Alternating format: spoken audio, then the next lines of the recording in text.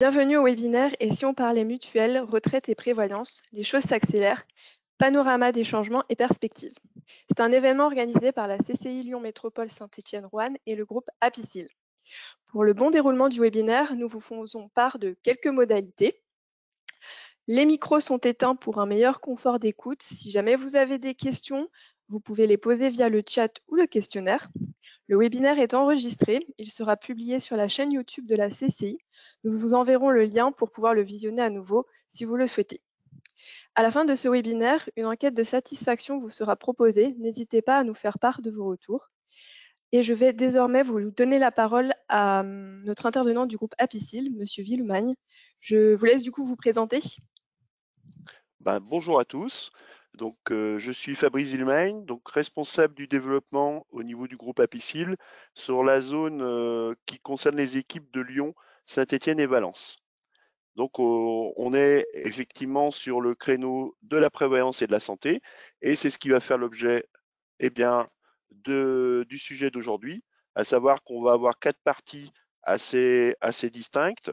Une première partie qui concerne la mutuelle santé, où on est toujours dans un contexte réglementaire mouvant qui bouge sans arrêt. On va voir que le législateur fait toujours preuve de beaucoup d'imagination sur ce métier de la santé.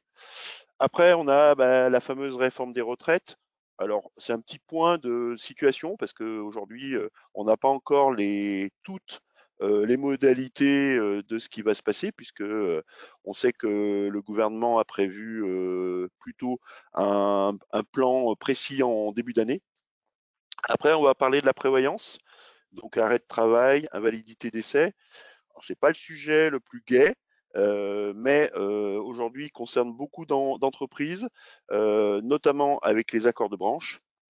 Et puis, enfin, pour finir, un petit aspect réglementaire, juste pour rappeler les obligations nouvelles par rapport à nos métiers. Voilà, donc vous avez bien ces quatre parties. Donc je vous propose de commencer par la partie mutuelle santé. Alors la partie mutuelle santé, alors, vous voyez qu'il y a beaucoup de jargon, donc je vais tout de suite vous mettre à l'aise. Le PLFSS, c'est uniquement le plan de financement de la sécurité sociale. Alors vous allez me dire, la sécurité sociale, mutuelle santé, oui, mais en fait, ce que décide la sécurité sociale a un impact direct sur les mutuelles santé. On fait vraiment partie maintenant du package, on va dire, budgétaire par rapport à ce PLFSS. Et puis le plan fort mensuel de la sécurité sociale, qui est une donnée importante, notamment pour le calcul des cotisations, pour aussi le calcul des prestations. Et on va voir que cette année, on est dans une année particulière. Alors, déjà, on ne va pas se refaire le plan de financement de la sécurité sociale en totalité, c'est pas l'idée. L'idée, c'est de voir un petit peu les nouveautés qui sont prévues, à savoir qu'on a bien une partie prévention donc, qui est prévue, à savoir qu'il est prévu 3 classes d'âge. Donc une partie, c'est les 20-25 ans, où là on est plutôt sur une partie prévention des addictions. On est plutôt sur une partie prévention de tout ce qui est risque de maladies sexuellement transmissibles. Donc là, a priori, avec des visites qui seront proposées gratuitement. Alors on verra aussi que ça, c'était prévu au départ pour être pris en charge à 100% par la sécurité sociale. Et a priori, dans les différents retours aujourd'hui parlementaires, il semblerait qu'ils appliqueraient un ticket modérateur, donc à savoir que la sécurité sociale ne rembourserait pas à 100%, que ce serait les mutuelles santé qui devraient prendre en charge une partie, donc ce fameux ticket modérateur, sur ces actes de prévention. Donc, au-delà du fait que c'est quelque chose qui est plutôt une bonne idée, hein, il faut savoir que la prévention en France est plutôt en retard par rapport à nos voisins européens. Hein. On a, par exemple, on prend souvent l'exemple de l'Allemagne, qui a un système de santé qui est aussi favorable. Il faut savoir qu'en Allemagne, alors pas sur tous les soins, mais je prends l'exemple des prothèses dentaires, on a, si la personne fait bien sa partie prévention, elle a un bonus sur ses remboursements santé. Donc aujourd'hui en France, on n'en est pas là. Aujourd'hui, on est vraiment dans on vous propose et vous disposez. On n'a pas de bonus-malus sur justement ce parcours. Ensuite, donc là, pour les 40-45 ans, là, clairement, c'est les risques de cancer, c'est prévention du cancer, c'est aussi les addictions, hein, on a la même chose que pour les 20-25 ans. Et pour les 60-65 ans, c'est tout ce qui est prévention de euh, en gros, de maladies d'Alzheimer, perte de mémoire, etc. Donc il y a ce volet préventif qui est prévu pour ces trois classes d'âge dites pivots, où effectivement on voit que ce sont des étapes importantes du parcours. Après, on en a entendu parler un petit peu dans les médias. Effectivement, c'est le fait que pour les femmes majeures, elles aient un accès plus facile à la contraception d'urgence, un problème de société. Et puis effectivement, on a aussi la simplification de l'accès à la vaccination. Le gouvernement souhaite vraiment augmenter, notamment pour la grippe, le taux de vaccination qui est jugé insuffisant. Et là aussi, qui est en dessous de ce qu'on voit sur la moyenne européenne. Après, bon, il y a un petit volet sur l'installation des professionnels de santé. Vous avez tous entendu parler des déserts médicaux. Hein, clairement, aujourd'hui, on a une problématique. Il n'y a pas assez de médecins, numerus clausus, etc. Mais en plus, on a des installations qui se font toujours aux mêmes endroits. Donc aujourd'hui, alors il y a la multiplication de pôles médicaux avec des médecins salariés, etc. Donc ce mouvement qui est en œuvre euh, doit être normalement facilité par le législateur. Et notamment, effectivement, il y a aussi le fait de l'intérim aujourd'hui médical qui doit être mieux encadré. Bon, le mode d'accueil des jeunes enfants, donc là aussi, comme vous le voyez, c'est répondre aux besoins des familles monoparentales et puis diminuer le recours à une assistante maternelle. Donc là, j'ai envie de dire, c'est des sujets qui nous concernent moins, nous, en tant que, on va dire, protection sociale. Logiquement, on n'est pas sollicité financièrement sur ces sujets. Et puis, évidemment, il y a un volet sur les personnes âgées, hein. Vous n'êtes pas sans savoir que la population française vieillit et donc on doit vraiment prendre soin de nos seniors. Et donc il y a toujours ce plan on va dire, de prise en charge des personnes âgées, en sachant que je relis un petit peu avec le sujet. La dépendance, c'est ce qu'on appelait avant la cinquième branche. C'est normalement, ça aurait dû faire partie justement d'un vrai sujet à part. Et finalement, on n'a jamais trouvé les financements. Donc c'est resté en l'état, à savoir que l'APA, financée par les départements, etc., on est dans un système un petit peu qui n'a pas évolué finalement autant que ce que le législateur avait prévu. Il y aurait dû avoir une branche vieillesse, une branche maladie, une branche retraite, et il y aurait dû avoir une branche dépendance. Aujourd'hui, on l'attend toujours.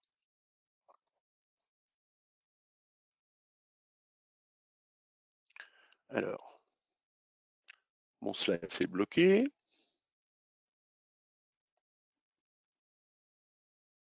Voilà. Après, il y a le sujet de la fraude. Alors, aujourd'hui, vous allez me dire, c'est un sujet. C'est un sujet, alors la fraude, c'est très large, hein. La fraude, je vous ai mis quelques chiffres. La fraude, on l'estime entre 3 et 10% des prestations. Alors, on a des chiffres fantaisistes, hein, parfois qui circulent, comme par exemple, il y aurait normalement, alors on n'a pas vraiment de chiffres précis, hein, mais il y aurait 75 millions de cartes vitales aujourd'hui qui sont actives. Donc vous comprendrez bien qu'il y en a un souci, puisqu'aujourd'hui on est 68 millions. Donc c'est vrai que assez surprenant de voir que on est sur quand même des fantaisies en termes de santé.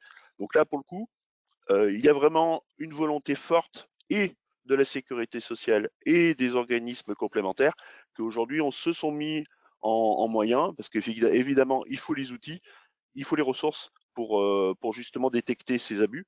Et on a donc vraiment aujourd'hui une convergence entre le législateur et les acteurs que sont la sécurité sociale et les organismes complémentaires sur ce sujet. Alors, on le voit hein, que c'est normalement, ça sera entre 13 milliards et demi et 45 milliards. Donc, on voit vraiment que aujourd'hui, ben, la fraude, on sait qu'il y en a, mais on a quand même du mal à évaluer exactement le, le montant. Après, donc on voit au niveau des arrêts de travail, là aussi, euh, on a toujours la sensation qu'il y a des arrêts de travail de complaisance. Alors, on a fait une étude au niveau du groupe Apicil aujourd'hui, donc avec ce qu'on travaille avec Sésame, qui est un organisme qui justement euh, fait des contre-visites, etc. Aujourd'hui, on serait entre 7 et 10% d'arrêt de travail de complaisance. Après, il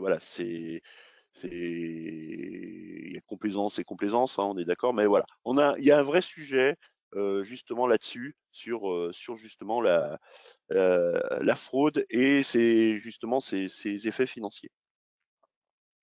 Alors, ça reliera avec le slide après, mais vous voyez, vous avez quelques statistiques. Hein, il y a quand même 38% des salariés qui ont déposé un arrêt de travail en 2021. Donc, on va le voir, ça découle sur le sujet de la prévoyance. On voit que il y a beaucoup d'arrêts longs. Il y en a plus qu'avant, d'ailleurs. Qu'il y a des 41% des salariés, donc les 41% des arrêts, des gens qui s'arrêtent, ils se sont arrêtés plusieurs fois dans l'année. Et phénomène nouveau, c'est que les managers, aujourd'hui, commencent à s'arrêter plus que les collaborateurs.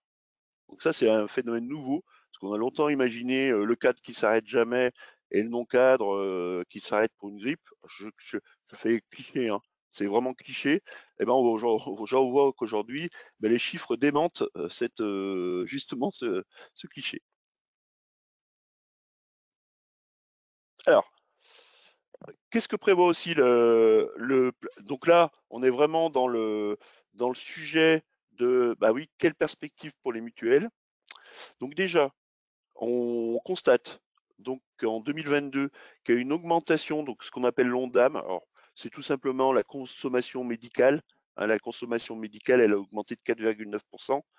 Un effet mécanique d'augmentation de la consommation elle-même, et puis un impact aussi de l'inflation, alors qui touche moins le secteur de santé que d'autres secteurs comme l'alimentaire ou l'énergie, etc.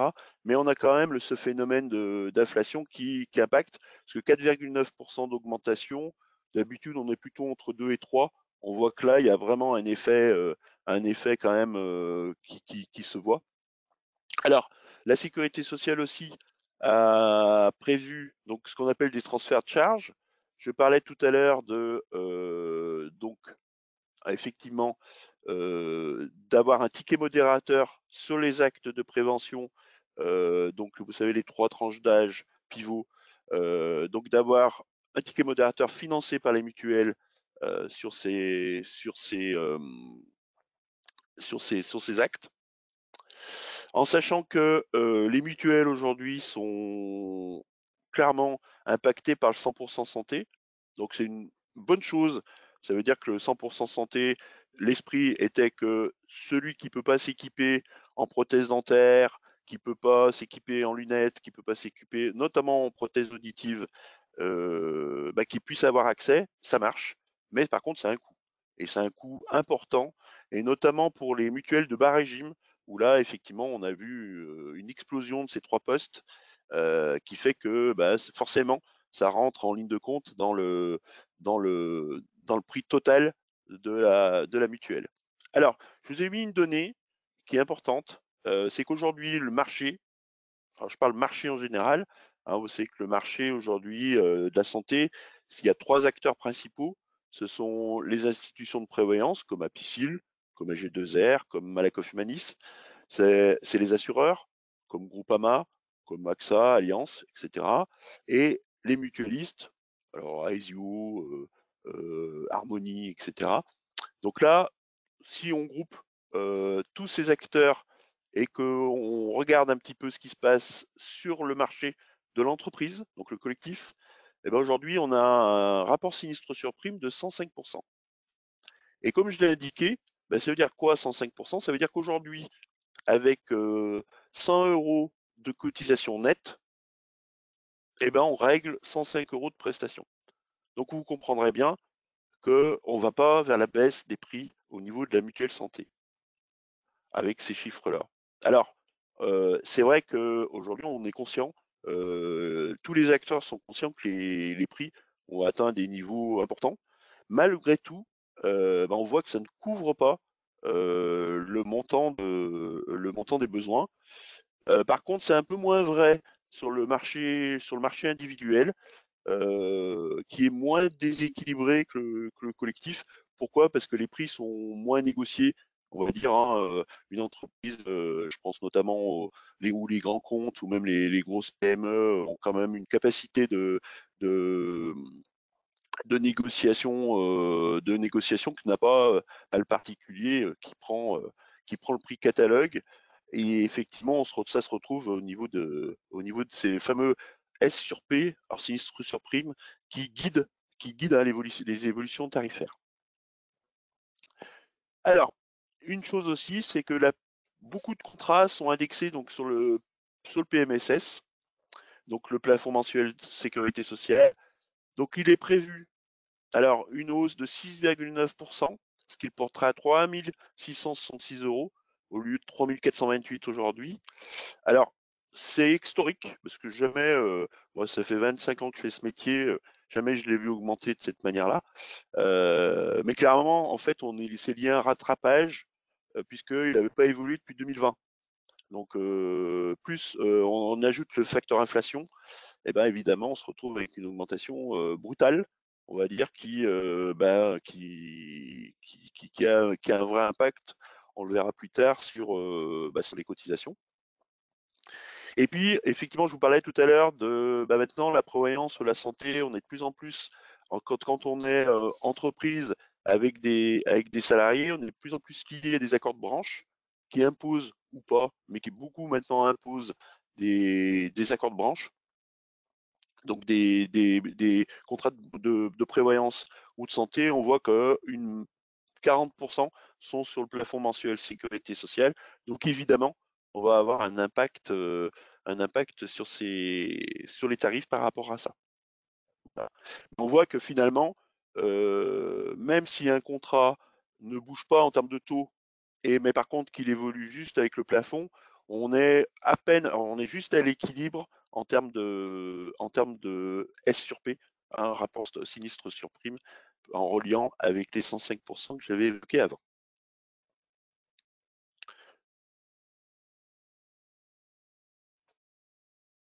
Alors, on a aussi un effet dont on parle jamais, à savoir que jusqu'en 2000, il n'y avait pas de taxe sur les complémentaires santé. Il n'y a pas de TVA, voilà, il n'y a pas de rien. Et puis, en 2000, ils ont décidé de faire ce qu'ils appelaient la taxe CMU. Donc à l'époque, c'était justement pour financer l'aide à finalement, ce qui est devenu aujourd'hui la complémentaire santé solidaire, c'est-à-dire l'accès à ceux qui ont de très faibles revenus à une complémentaire santé qui est prise en charge totalement ou prise en charge partiellement par la sécurité sociale. Donc cette taxe de 1,75% était finançait ça. Et puis on voit que cette taxe, parce qu'on aime bien en France, hein, la taxe, donc très critiquée, hein, au départ, mais bon, voilà, elle est passée. Puis en 2006, elle est passée à 2,5. Donc ouais, parce qu'il fallait les besoins de financement de cette CMU, justement, le nombre de bénéficiaires ayant augmenté, logiquement, il y a eu un effet mécanique d'augmentation. Et puis en 2010, là, on est passé à une vitesse supérieure. On voit qu'on est passé à 6,24. Puis après, il y a eu des évolutions. Il y a eu à un moment donné Madame Bachelot, qui était ministre de la Santé, qui a, je ne sais pas si vous vous souvenez, qui a commandé des vaccins pour la grippe A à l'époque, des vaccins que jamais personne ne s'est fait faire. On est resté avec des millions de doses. N'empêche qu'il y a eu une contribution de 0,34 qui finalement est rentrée dans le calcul de la taxation globale des mutuelles. Et donc, on s'en sort. J'ai envie de dire, au fil de l'eau, après le contrat responsable qui taxé à 7%, le contrat non responsable étant à 14%, on a introduit un certain nombre de taxes qui font qu'aujourd'hui, on a 13-27% de taxes. C'est-à-dire que beaucoup, et c'est vrai, beaucoup pensent que les mutuelles ont énormément augmenté depuis quelques années. C'est vrai, et là en l'occurrence, c'était pas prévu au départ puisque le transfert de charge devait se faire uniquement sur des tickets modérateurs liés à l'hospitalier, etc.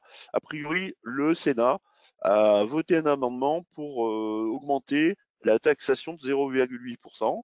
Donc aujourd'hui, c'est qu'un un amendement hein, qui est voté par le Sénat, mais on attend le retour à l'Assemblée nationale. Mais il est possible, encore une fois, qu'on prenne 0,8% sur ces contrats santé. Et donc finalement, en lien avec les 105% et l'augmentation du plafond, on voit qu'on va rester sur un équilibre qui est précaire. Alors, il y a aussi la hausse du forfait journalier hospitalier, qui aujourd'hui est inodore, incolore, puisqu'il est pris en charge par tous les contrats complémentaires santé. Mais n'empêche que là aussi, c'est un coût important au niveau de la consommation. Voilà, on est vraiment dans un secteur où il y a une forte pression et en fait en termes de prix, puisqu'on est sur un marché très concurrentiel, donc on peut pas non plus et c'est bien puisque on est obligé de maîtriser nos tarifs, mais dans un contexte où ben effectivement c'est des produits de consommation.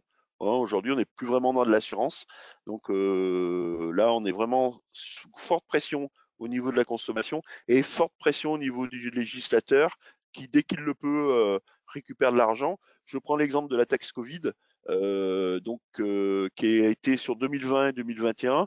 Donc, l'État a ponctionné 2,6% du montant total des cotisations de 2020 et a ponctionné 1,6% donc en 2021 sur cette même taxe.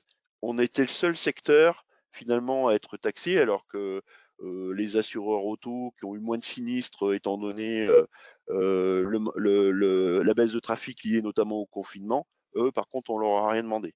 Donc c'est vrai qu'il y a un petit peu une pression, hein, c'est vraiment une forte pression qui est sur ces métiers de la santé. C'est même devenu un sujet assez politique. Est-ce que vous avez des questions?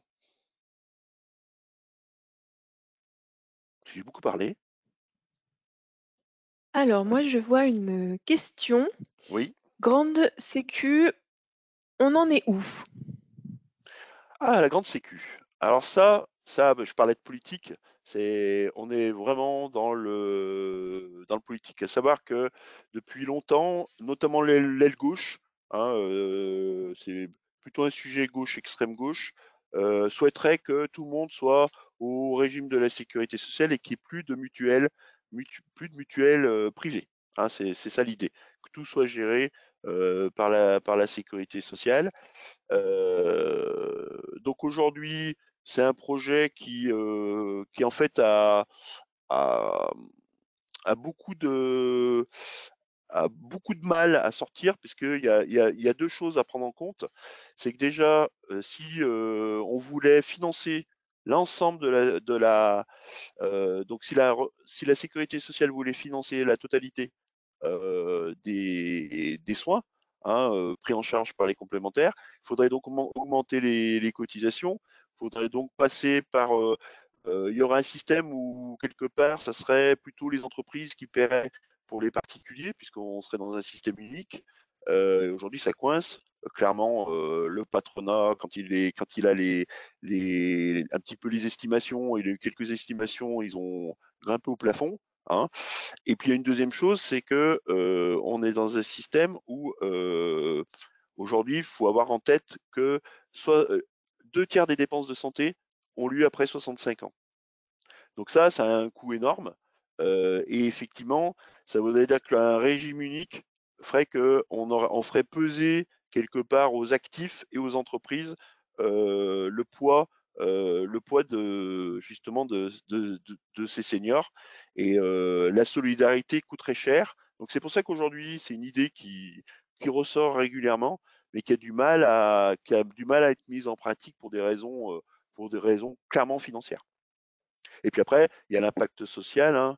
Évidemment, vous pensez bien que si on regroupait, certainement on ferait des économies de gestion et encore que, mais aussi il y aurait pas mal de casse sociale. Donc c'est aussi un paramètre, je pense, qui rentre en ligne de compte. Donc du coup, bah, aujourd'hui, la grande sécu, c'est un peu l'arlésienne. Voilà. Il y a d'autres questions?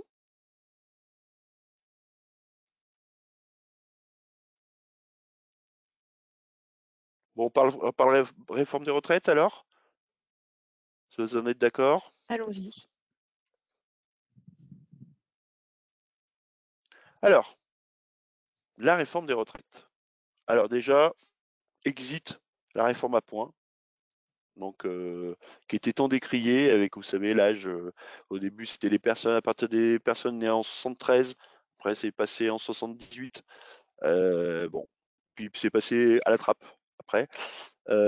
Donc, on en est aujourd'hui finalement à plutôt une évolution du système actuel. Donc, avec la sécurité sociale et ensuite l'Agir Carco pour les salariés du privé avec les points Agir Carco que vous cumulez en fonction du salaire sur lequel vous cotisez. Voilà, le principe de base, il est là. Donc après, la sécurité sociale, elle prend les 25 meilleures années de salaire et elle le limite au plafond mensuel de la sécurité sociale. Tiens, qui là aussi, bah, forcément, ça a un impact sur les retraites, le plafond mensuel de la sécurité sociale. Alors, il y a le graphique, il est intéressant parce qu'on voit que bah, le nombre de cotisants, alors là, il s'arrête en 2020, donc c'est reparti à la hausse un petit peu en 2021, mais on voit que le nombre de cotisants est en hausse lente, régulière. On voit que le nombre de retraités, donc la courbe du bas, rouge, bah, augmente. Hein. Voilà, on a une progression qui est quand même plus forte. Et entre les deux, bah, c'est le rapport justement entre les retraités et les actifs. Et on voit qu'aujourd'hui, bah, on est à 1,6, en gros, 1,6 actifs pour un retraité. Donc là, on a un problème de financement. On a un problème de financement au niveau des retraites. Alors,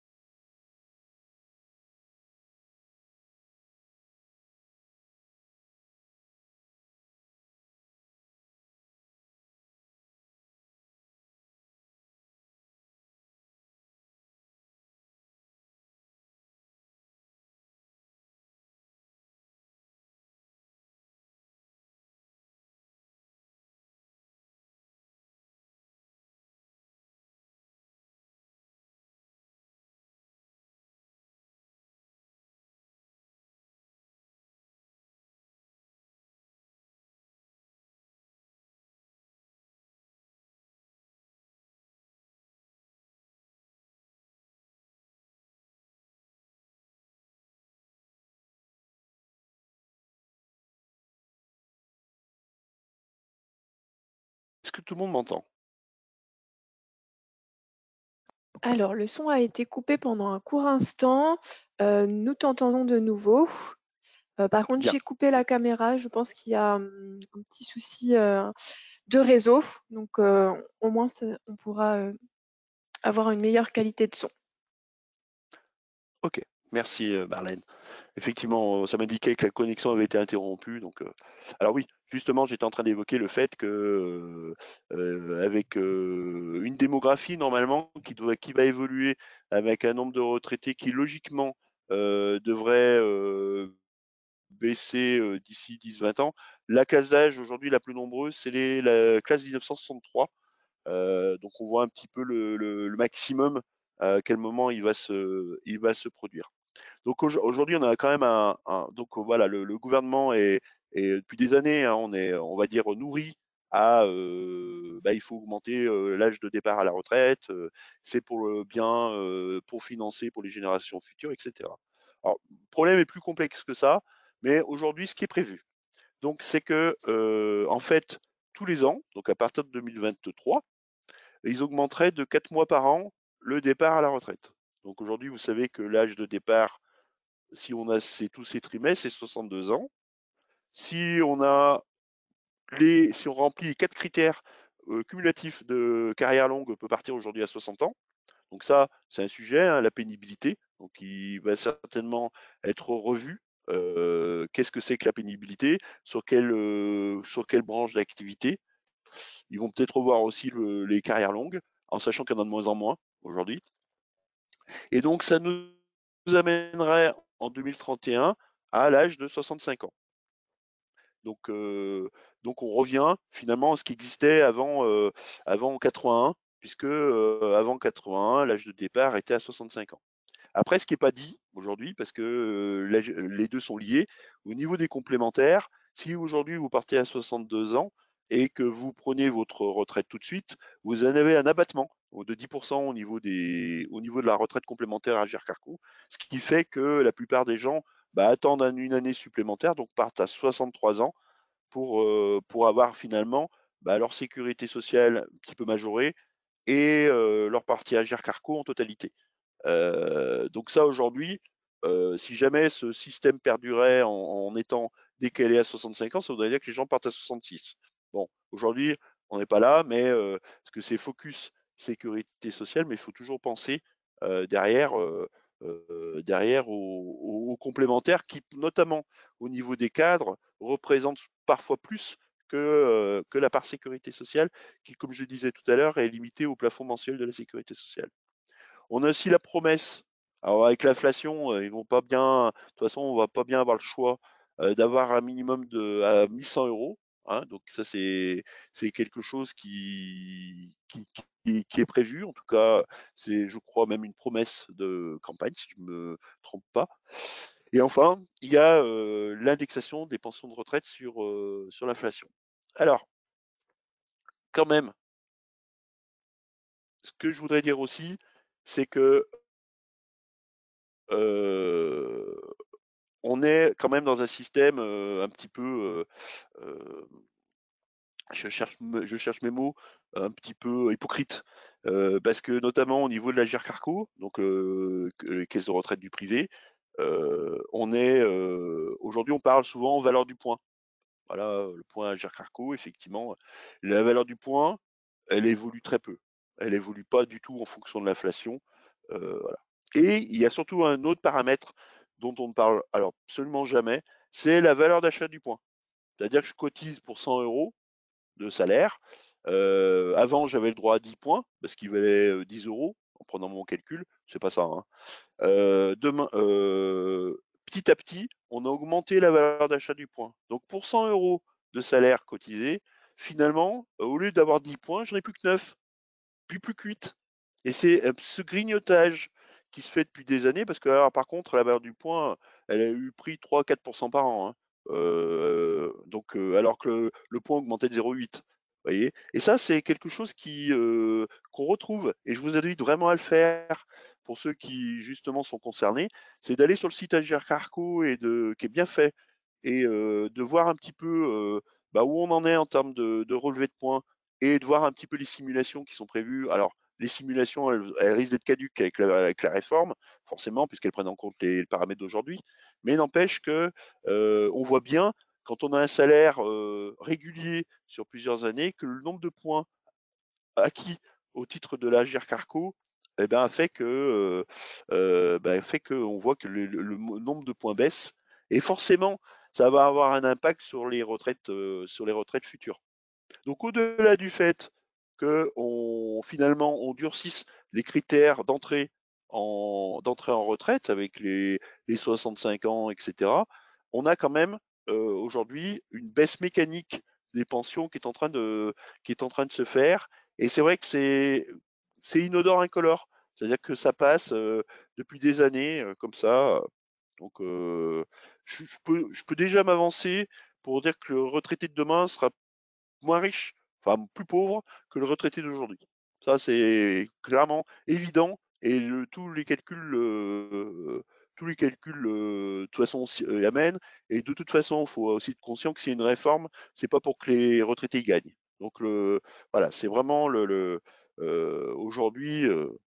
Et on va voir quand même, malgré tout, que ben, il y a aussi quelque chose qui est en jeu, c'est les réserves. Parce qu'il faut savoir que la GERCARCO, 68 milliards de réserves. Donc, vous allez me dire, c'est énorme. Mais en fait, ça représente à peine un an de prestations versées, hein, puisqu'on voit que la GERCARCO a versé 86,3 milliards l'année dernière.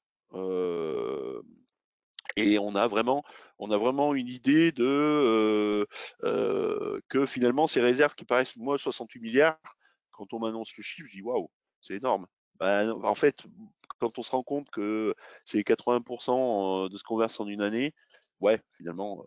Donc là, pareil, il y a eu un effet d'annonce. Oui, les retraites augmentent au 1er juillet de 5%. Oui, la partie sécu.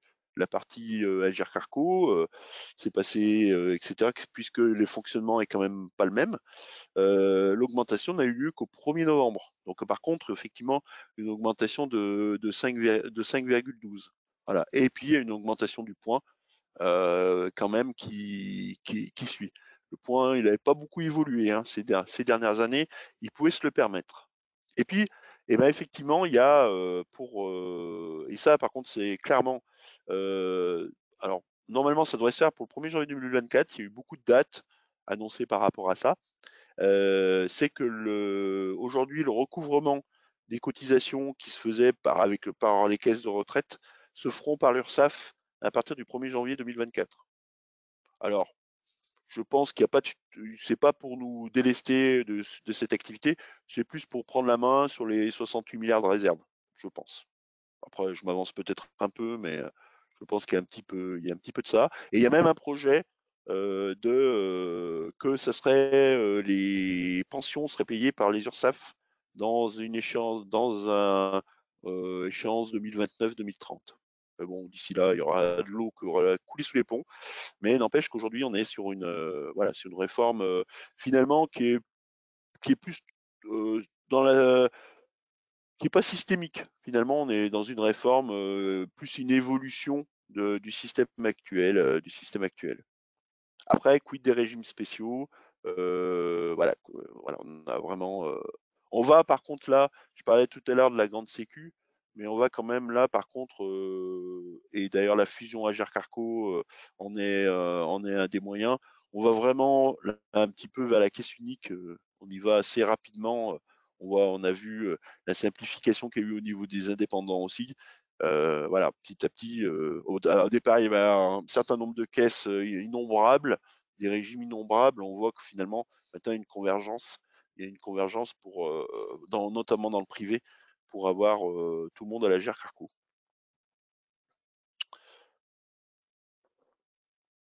Voilà sur la retraite. Est-ce qu'il y a des questions? Alors oui, on a une question. Les assureurs peuvent-ils avoir un rôle dans le contrôle des arrêts de travail? Alors, ça touche Une question. c'est plutôt sur la prévoyance. Oui, j'en ai parlé tout à l'heure. Alors, j'en parlais justement au niveau de la prévoyance.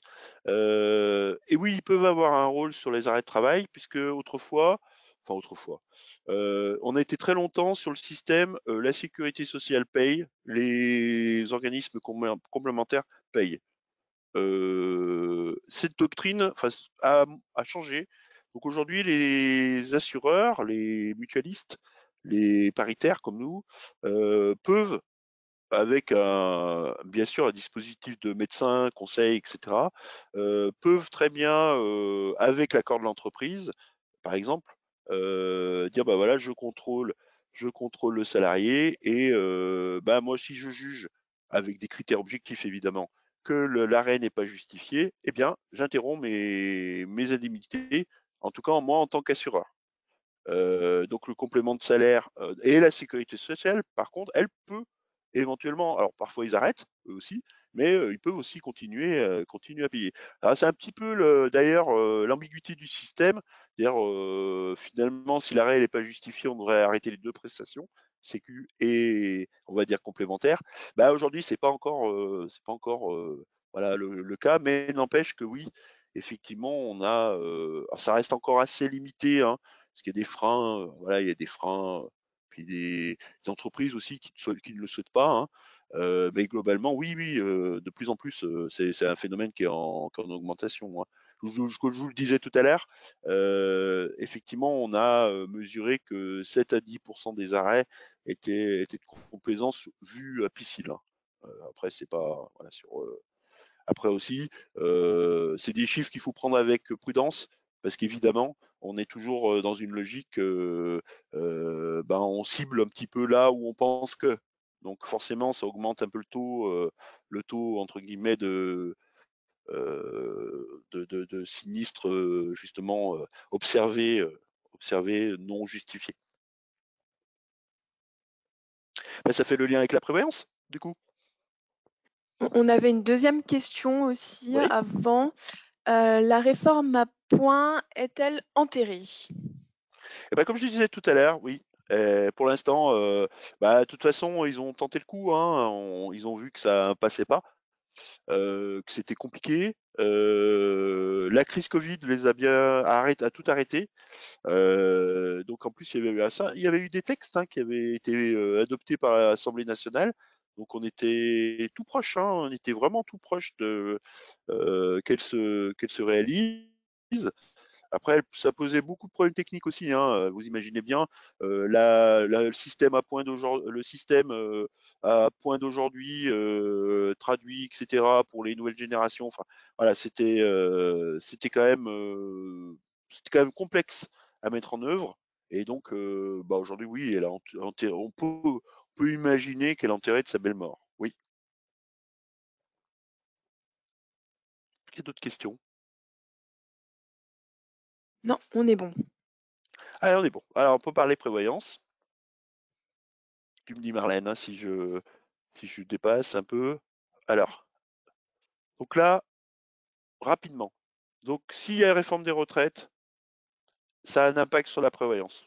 Oui, parce qu'effectivement, quand une personne est en arrêt de travail, les assureurs sont obligés de provisionner. Donc, c'est la législation qui nous impose de dire, bah voilà, cette personne est en arrêt. Donc, toi, assureur, tu dois mobiliser l'argent qui fait que tu dois montrer que tu es en capacité de payer l'arrêt de travail, puis la validité et éventuellement le décès s'il survient suite à l'arrêt de travail. Donc souvent, ça représente des grosses sommes en termes de provisionnement. Et évidemment, eh ben, si on allonge de 3 ans, de 62 à 65, l'âge de départ à la retraite, ben, on augmente de 3 ans le provisionnement, notamment pour la validité. Et puis entre 62 et 65 ans, le risque d'essai augmente de façon assez importante. Donc là, pareil, ça va avoir un coût. Ça va avoir un coût, comme le passage de 60 à 62 ans avait eu un coût entre 5 et 8. Donc je vous laisse imaginer le coût que ça peut avoir au niveau des contrats de prévoyance. Donc déjà, ça c'est un premier point. Et c'est pas forcément, on fait pas forcément le lien entre les deux. Donc c'est pour ça que je rappelle ce point. Ça c'est important. Et donc la CPR, hein, qui est notre organisme de contrôle, prudentielles, justement, vraiment impose ce provisionnement. Et parfois, il y a des entreprises qui ont ce qu'on appelle des comptes de résultats, qui voient qu'il y a des arrêts avec des trop peu de prestations, mais un gros provisionnement. Eh ben oui, mais ça fait partie, c'est de l'argent mobilisé et qui est sur lequel on n'a pas le choix du calcul. Et puis on l'a évoqué tout à l'heure, il y a la hausse de la sinistralité, il y a plus d'arrêts, hein, on l'a vu tout à l'heure. Il y a l'effet de la portabilité. Donc la portabilité, je rappelle, hein, c'est le salarié quitte l'entreprise suite à un licenciement ou en tout cas un départ qui ouvre droit à indemnisation par le Pôle emploi. Eh bien, il bénéficie pendant, selon la durée de son contrat de travail, mais jusqu'à 1 an de prévoyance et de mutuelle gratuite. Voilà, financé par les actifs. Et effectivement, ça a forcément un impact au niveau entre 5 et 6% aujourd'hui, l'effet portabilité. C'est à peu près ce qu'on avait calculé au départ et c'est ce qui se révèle avec le recul. Après, on a l'inflation. Forcément, on va avoir une hausse des salaires, donc une hausse de la masse salariale, donc une hausse des cotisations, mais aussi des prestations. Et là, je rappelle en quelques chiffres que les arrêts de travail ont augmenté de 36% en 5 ans, mine de rien. Qu'on a aujourd'hui 831. Alors, on avait 831 000 bénéficiaires d'une pension d'invalidité au 31/12/2018. Compliqué d'avoir des chiffres précis, hein. C'est terrible d'ailleurs. 33 000 d'entre eux, ce sont des indépendants. Et puis donc, je l'ai dit tout à l'heure, on a versé 86 milliards la retraite. Je sais pas ce que ça fait là, mais bon.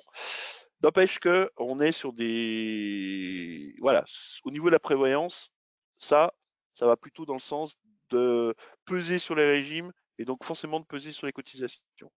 Par contre, on peut prendre aussi les effets positifs.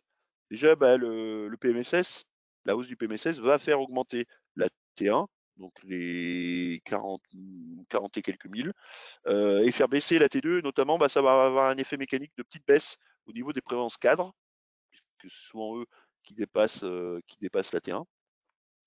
Le risque d'essai reste structurellement excédentaire. Donc c'est cet excédent qui permet aujourd'hui de financer à un coût raisonnable, encore raisonnable, la partie incapacité invalidité. Clairement, aujourd'hui, c'est pour ça que d'ailleurs, plus personne propose de la capacité invalidité seule. Il y a forcément du décès parce que c'est là où on est dans un risque quand même assurantiel moins fréquent. Donc on est quand même sur un risque plutôt rentable. Et puis, on a l'augmentation des taux d'intérêt. Alors vous allez me dire de quoi il me parle. Tout simplement, les taux d'intérêt, on a quand même la rémunération des provisions qui, à un moment donné, on était sur du négatif. C'est-à-dire que les provisionnements qu'on nous impose, on peut le restituer aux clients si on a un taux d'intérêt. Il a été longtemps le cas. Alors, ça a été c'est des taux qui sont déterminés, hein. On a été, à un moment donné, à 4%, ce qui permettait, sur justement des provisions importantes, de restituer 4% de ces provisions aux clients. Donc ça allait plutôt dans le sens de l'équilibre des régimes. Quand on est passé à des taux très bas, là forcément on n'avait plus ce petit plus qui fait qu'aujourd'hui, on retrouvera un petit peu de taux d'intérêt un peu de rémunération sur les provisions. Donc les chiffres, pareil. Donc je parlais d'un petit peu du risque d'essai qui est aujourd'hui un risque plutôt stable. Voilà. Bon, après j'enfonce des portes ouvertes, hein, en disant que les hommes, malheureusement, enfin malheureusement pour nous, ont 2 fois plus de risques de décéder avant 60 ans qu'une femme. Voilà, donc j'ai pris un exemple, hein, la tranche 50-54 ans au hasard, 2,3 pour 1000 pour une femme, 4,2 pour 1000 pour un homme. Et on voit que l'espérance de vie, alors on a très longtemps pris un trimestre par an. Là, il y a eu une petite stagnation, etc. Mais globalement, voilà, ça repart à la hausse. On reste quand même sur des valeurs 85,4, 79,3 pour les hommes. On reste sur des valeurs élevées, par rapport à ça.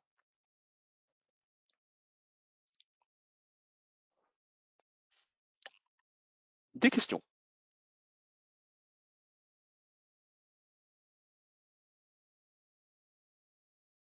Pas de questions? Alors, je vois pas de questions supplémentaires dans le chat. N'hésitez pas à en reposer si vous le souhaitez, soit dans l'onglet questions, soit dans l'onglet chatter. Bon, là, je fais un peu de réglementaire, puis on va. Voilà, un peu de réglementaire. Alors, on va pas y Si jamais il y a, passer si jamais il y a des questions qui repopent, je Oui, fais signe. ça marche, Marlène, merci. Alors, au niveau du réglementaire, là aussi pareil, on va pas y passer la journée, mais simplement des petits points. Donc, critères d'ancienneté en santé, fini. Alors, il y en avait plus beaucoup, mais ça c'est maintenant interdit. Voilà, c'est même redressable par les URSSAF aujourd'hui. Bon, voilà. Donc, je passe l'information parce que c'était ça a été très longtemps une pratique, notamment pour éviter les CDD d'été, etc. Donc là, aujourd'hui, ils rentrent plutôt dans les cas de dispense. Donc, il n'y a plus, donc, il y a plus ces critères d'ancienneté. Après, effectivement, on va aussi vers. Donc, ça, c'est plus pour nous. Donc, on est vraiment sur transparence 100%. Alors, c'est bien, hein, mais là aussi, pareil, c'est comme si au supermarché, on demandait sur la boîte de petits pois combien Leclerc ou Casino prennent. Voilà, c'est un peu le. Ben non, on a un prix global. Voilà, bon, écoutez, c'est bien. Je trouve parfois un peu trompeur, mais bon, euh, en tout cas, le législateur n'a fait que renforcer voilà, le devoir de conseil, etc. Donc du coup, des propositions qui faisaient 4 pages et que le client, on lisait avec le client, elles font 80 pages et on lui demande de signer. Bon, si c'est ça, la transparence, hein, c'est bizarre. Résiliation infra-annuelle, donc aujourd'hui, la possibilité pour les contrats santé, pas prévoyance, toujours pas. Donc pour les contrats santé, effectivement, la possibilité de résilier quasiment tous les mois aujourd'hui, alors qu'avant il fallait attendre 2 mois en lettre recommandée par l'échéance. Et aujourd'hui, la résiliation infra-annuelle permet de résilier finalement tout au long de l'année. Et j'ai envie de dire, on n'a même plus besoin d'envoyer une lettre recommandée. Aujourd'hui, le législateur a vraiment ouvert, notamment avec les signatures électroniques qui se multiplient. Si vous avez pu signer en cliquant, vous pouvez résilier en cliquant.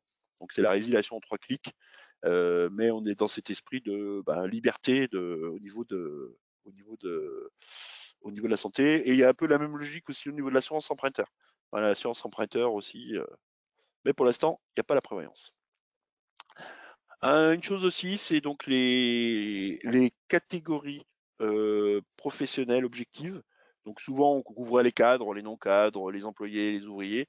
Donc aujourd'hui, il n'y a plus que les salariés relevant des articles 2.1 de l'ANI, etc. Voilà, c'est les nouvelles.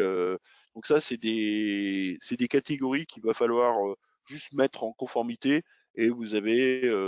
Alors, si vous faites des nouveaux contrats, on vous le fait automatiquement. Si vous avez des contrats qui ne bougent pas, vous avez jusqu'au 1er janvier 2024 pour le faire. Mais il faudra le faire. Et après, on a une vraie question aujourd'hui sur laquelle on n'a pas encore vraiment répondu, c'est les fameux articles 36. Alors les articles 36 à la base, c'était des agents de maîtrise. Donc les agents de maîtrise sont des non-cadres, mais qui cotisaient à la GIRC, donc qui étaient assimilés cadres. Et aujourd'hui, comme l'AGIRC et l'ARCO ont fusionné, que les articles 36, ça dépend des branches. Il y en a des conventions collectives qui en parlent, d'autres qui n'en parlent pas.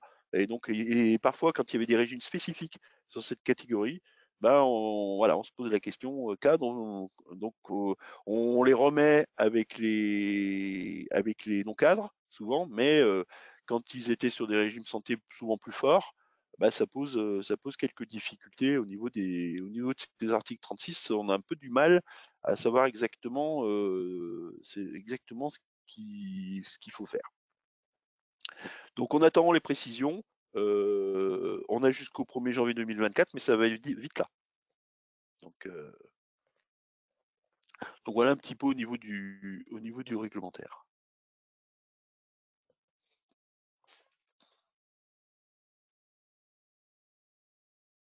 Ouf, ça va? Alors. maintenant. Petite question?